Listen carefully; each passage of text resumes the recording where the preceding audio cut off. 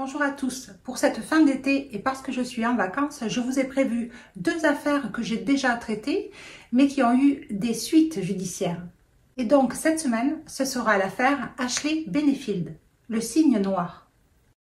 Le procès de Ashley Benefield a eu lieu en juillet 2024 et s'est fini début août 2024. Il n'a duré que 2 semaines.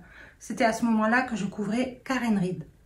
Je vous laisse avec l'histoire que j'ai déjà traitée l'année dernière, au mois d'août. Et ensuite, je vous reviens avec le procès et le verdict. À tout à l'heure. Tout se passe sur la côte ouest américaine, plus exactement entre la Floride et la ville de Sarasota et la Caroline du Sud avec la grande ville de Charleston. Doug Benefield, quand il rencontre Ashley, il a 54 ans. C'est un ancien Marines et il travaille à ce moment-là pour le gouvernement. Il est consultant dans les stratégies et les nouvelles technologies sur la sécurité et son travail l'amène souvent à voyager. C'est un fervent républicain et il adore les armes à feu. Il a déjà été marié 2 fois. La première quand il était jeune, mais la deuxième, ça a été avec Renée. Renée, ça a été l'amour de sa vie. Avec elle, il a eu un enfant qui s'appelle Eva. En 2015, alors que Doug voyageait, Eva, qui a 15 ans, rentre chez elle et trouve sa mère morte sur le sol.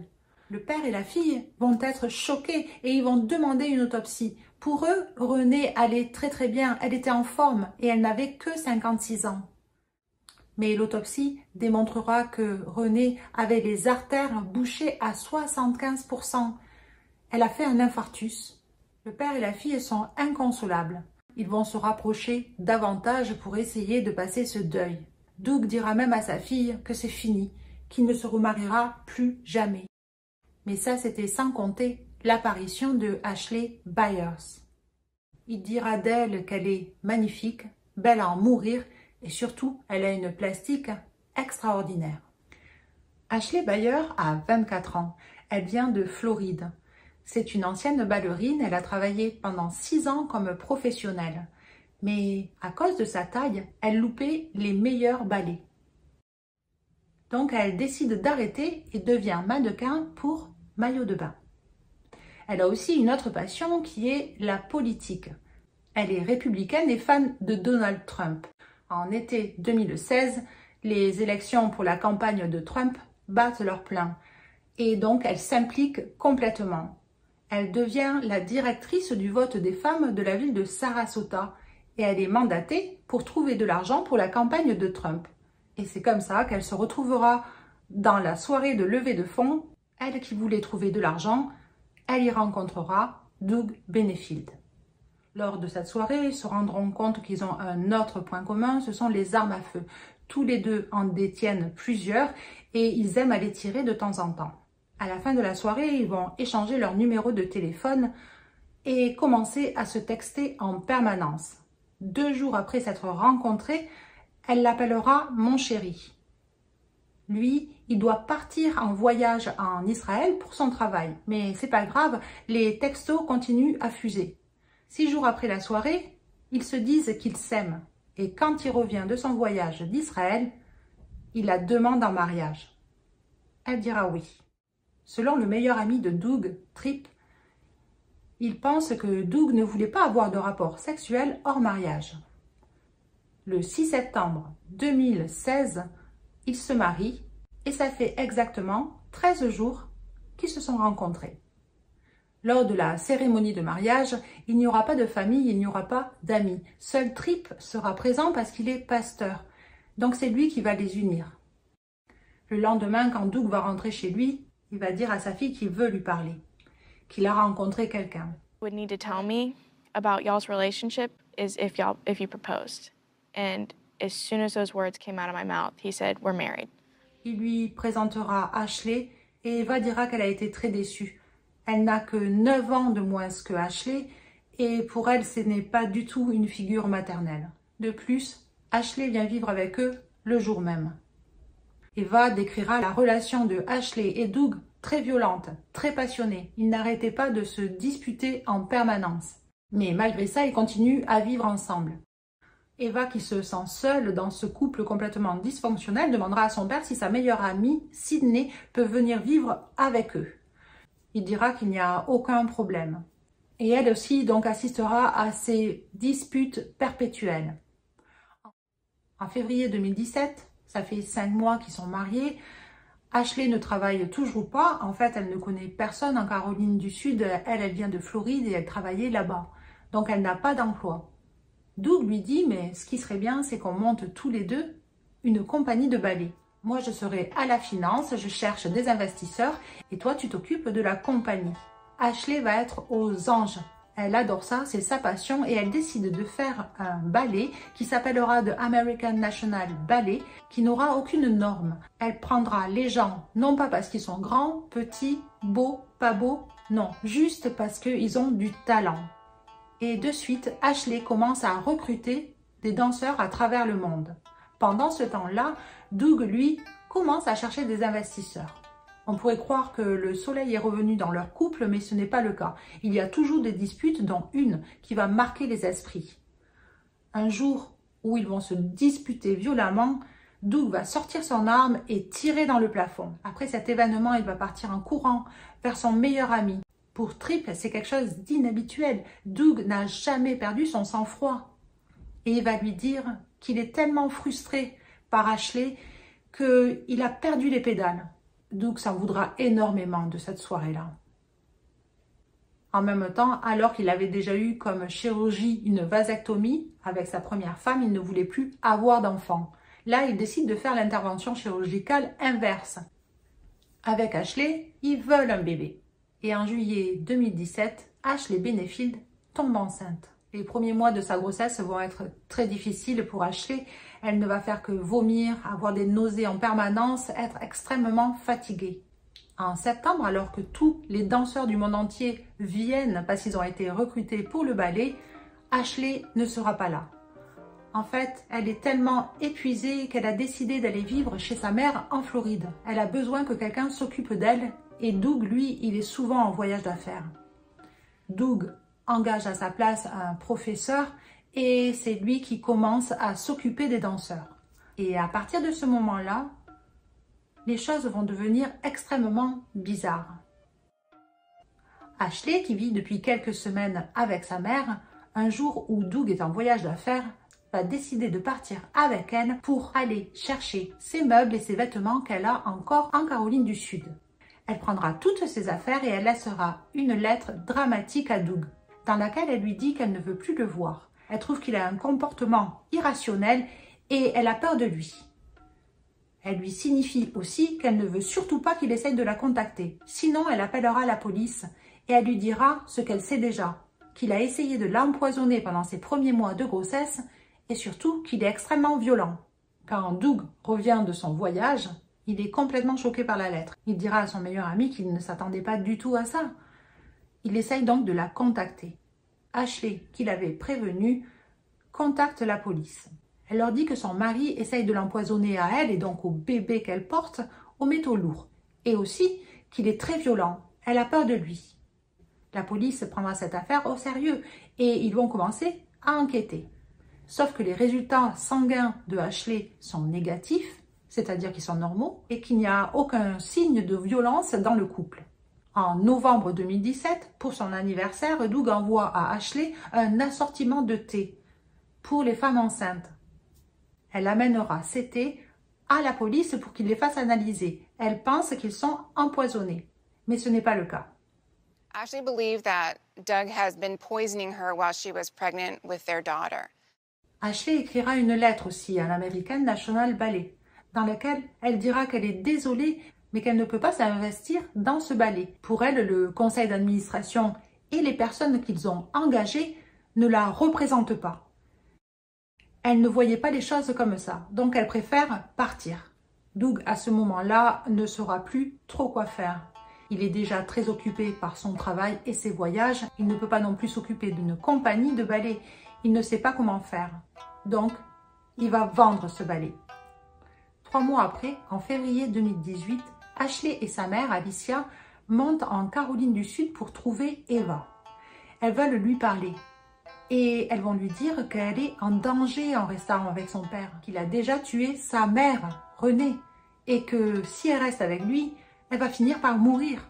Il faut qu'elle parte, il faut qu'elle s'éloigne de son père.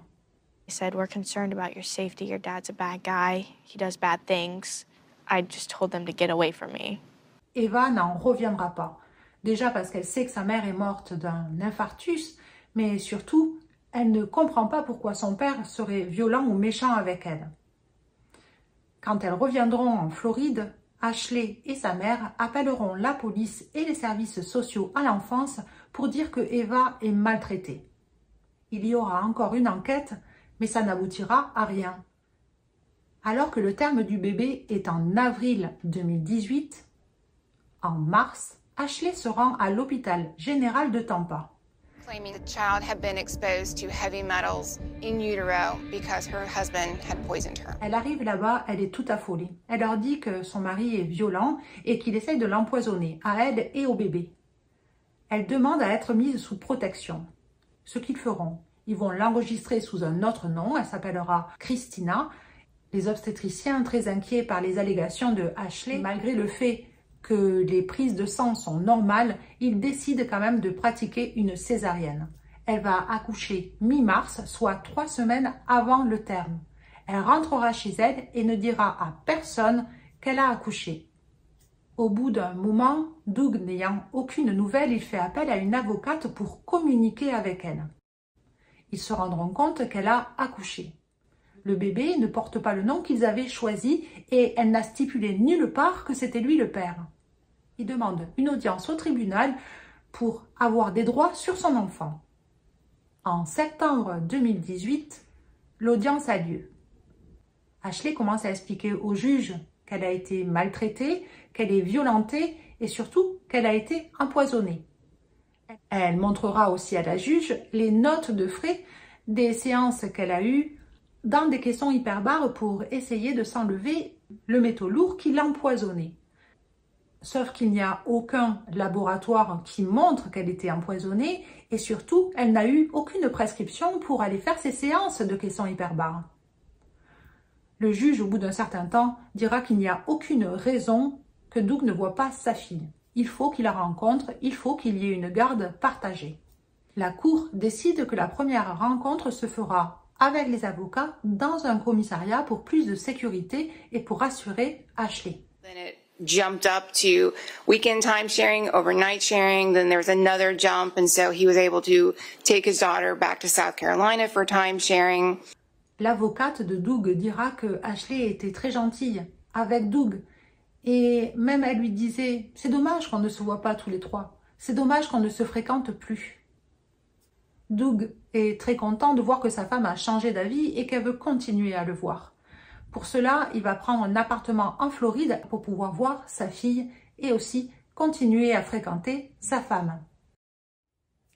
Durant l'année qui va s'écouler, Doug va remarquer que Ashley a une bague de fiançailles au doigt. Quand il voit ça, il décide de demander le divorce. Et là, je ne sais pas si ça a un lien, mais à cette même période, Ashley porte plainte contre Doug pour agression sexuelle sur leur propre fille. Quelques semaines après, Doug annule le divorce et Ashley retire sa plainte. D'où le fait que ce serait intéressant qu'il y ait un procès quand même. Le temps va passer, ils vivront donc en Floride tous les trois, dans des appartements séparés et ils continueront à se voir. Tout semble apaisé. Et en août 2020, Doug se voit offrir un poste très intéressant pour son travail, mais dans le Marineland. Il décide qu'il va prendre ce poste. Apparemment, Ashley et sa mère, Alicia, décident de le suivre et d'aller tous s'installer dans le Marineland. En septembre 2020, ils commencent tous à empaqueter leurs affaires et à se préparer à déménager.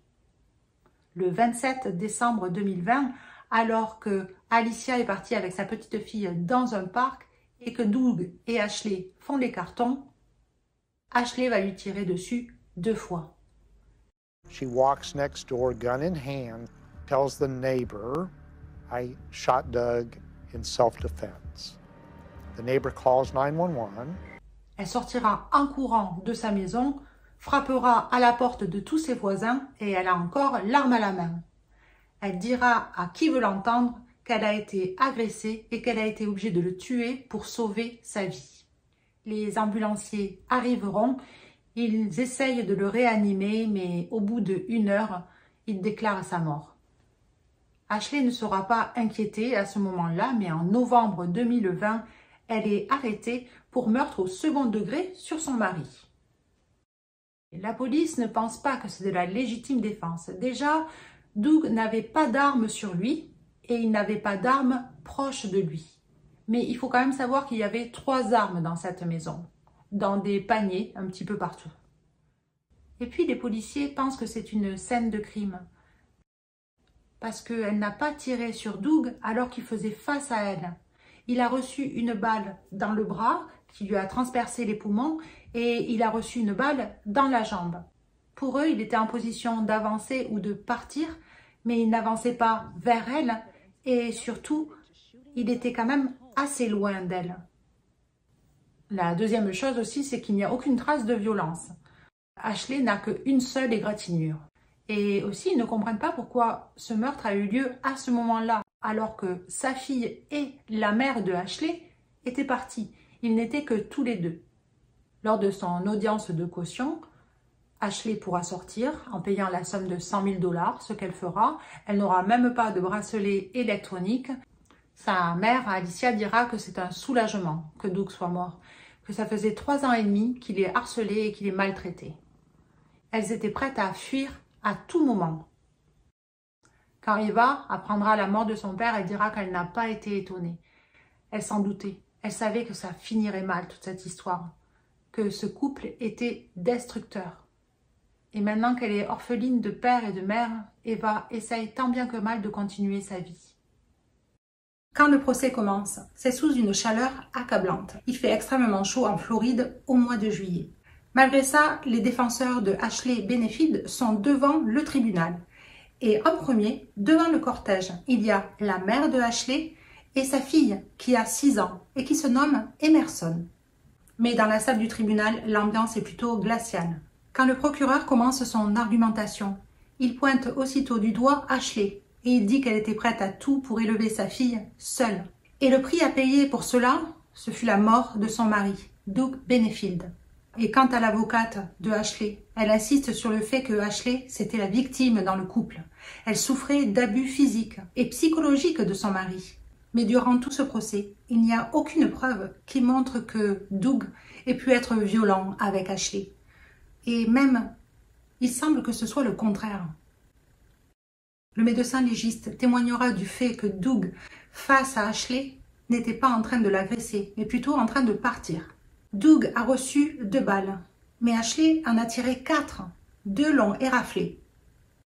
Tous les gens qui viennent témoigner, Eva, l'avocate de Doug, Stephanie Murphy, démente complètement le fait que Doug soit agressif envers Ashley. Et petit à petit, dans ce procès, la notion de légitime défense s'effrite pour ne laisser juste que Ashley, seule avec son idée d'élever son enfant seule. Elle ne voulait plus Doug à ses côtés et surtout, elle ne voulait pas qu'il partage la vie de sa fille. Et quant à sa mère, Alicia Byers, viendra à la barre aussi, pour sa fille. Son témoignage sera flou, mais le procureur, avec son contre-interrogatoire, arrivera à lui faire dire que Doug n'était pas bien méchant. Quand les jurés partent délibérer, la réponse ne sera pas longue à venir. Au bout de 6 heures, ils reviennent avec une réponse et déclarent Ashley Benefield, appelée maintenant Byers, coupable du meurtre au second degré sur son mari, avec une arme à feu. Malgré le fait qu'elle reste impassible à l'annonce du verdict, Ashley risque entre 11 ans et demi et 30 ans de prison. Et sa sentence sera connue le 22 octobre 2024. Mais Ashley, qui était en liberté jusqu'à son procès, part ce soir-là en prison. Voilà, maintenant vous savez tout sur le destin du cygne noir. En attendant, n'oubliez pas de liker, de vous abonner et de partager. Beaucoup d'amour dans la journée.